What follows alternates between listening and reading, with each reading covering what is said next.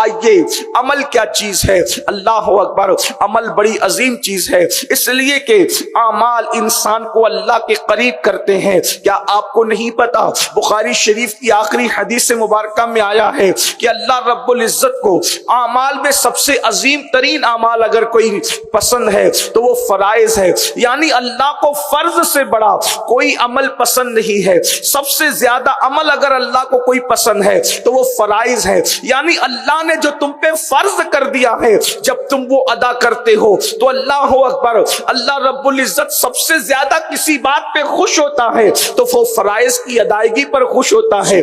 آئیے اب ہم پر کیا کیا فرض ہے؟ مثال کے طور پر ایمان کے بعد ہم پر جو چیز فرض کی گئی ہے وہ نماز ہے۔ نماز ہم پر 5 وقت کی فرض ہے، اللہ اکبر۔ اور یاد رکھنا اللہ انسان جب فرض اعمال کو ادا کرتا ہے تو فرض کی ادائیگی پر جو اس کو ثواب ملتا ہے اس کا کوئی اندازہ لگا ہی نہیں سکتا۔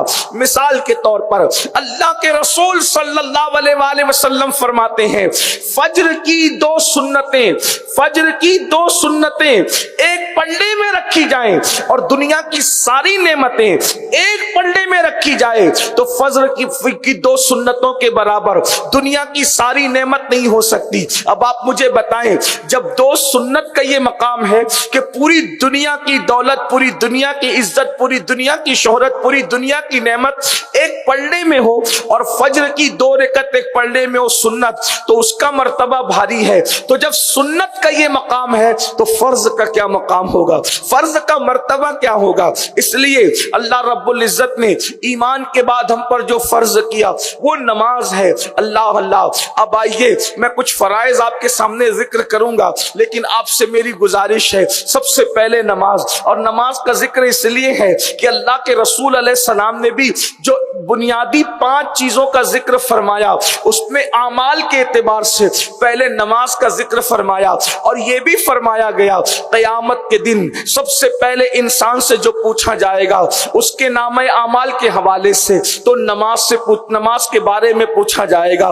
حضور غریب نواز فرماتے ہیں کہ نماز کے بارے میں تم سے سب سے پہلے سوال کیا جائے گا، جو نماز کا حساب دے گا اس کے سارے معاملات درست ہوں گے، اور جو نماز کا حساب نہ دے سکے گا اس کی آخرت تباہ ہو جائے گی، اس کی آخرت برباد ہو جائے گی۔ اے خاتون جنت رضی اللہ تعالیٰ عنہا کی کنیزوں، اللہ اکبر، آج پوری دنیا کا جائزہ لیا جائے تو تقریباً 95% لوگ جو ہیں وہ نماز ادا نہیں کرتے، نمازوں سے کوسوں دور ہیں، اللہ اکبر۔ اور ایک بات یاد رکھنا، دنیا کے اندر جو گناہ ہے صرف اس لیے ہے زیادہ تر کہ لوگ نماز نہیں پڑھتے، دنیا میں جو جرائم ہے اس لیے کہ لوگ نماز نہیں پڑھتے۔ خدا کی عزت کی قسم اگر مسلمان نماز پڑھنے لگے تو دنیا سے سارے جرائم ختم ہو جائیں گے، کیونکہ قرآن کہتا ہے ان الصلاۃ تنہی عن الفحشاء والمنکر، بے شک نماز ہر برائی اور بے حیائی سے روک لیتی ہے۔ جب نماز پڑھو گے ہر گناہ سے خود بخود رکو گے، جب نماز پڑھو گے ہر جرم سے خود بخود رکو گے۔ ایک نوجوان کی شکایت اللہ کے رسول صلی اللہ علیہ وآلہ وسلم کی بارگاہ میں کی گئی، یا رسول اللہ صلی اللہ علیہ وآلہ وسلم یہ نوجوان گناہ بہت کرتا ہے، جرائم بہت کرتا ہے۔ اللہ اکبر، میرے آقا علیہ السلام نے شان معصومیت سے پوچھا کیا وہ نماز بھی پڑھتا ہے؟ تو صحابہ نے کہا ہاں یا رسول اللہ وہ نماز بھی پڑھتا ہے۔ تو میرے سرکار نے ارشاد فرمایا انشاءاللہ اس کی نماز ایک دن اس کو برائی سے روک لے گی، اور چند دن کے بعد شکایت کرنے والے خدا کے کہتے ہیں یا رسول اللہ اب وہ گناہ نہیں کرتا۔ تو میرے آقا نے فرمایا ہم نے تو کہا تھا کہ اس کی نماز اس کو گناہ سے روک لے گی، کیونکہ قرآن کہتا ہے ان الصلاۃ تنہی عن الفحشاء والمنکر، نماز برائی اور بے حیائی سے روک لیتی ہے، اس میں کوئی شک نہیں۔ بغیر شک کے فرمایا، یوں تو قرآن کی ہر بات ایسی ہے کہ اس میں شک کی گنجائش نہیں ہے، اس کے باوجود بھی قرآن کہتا ہے بے شک نماز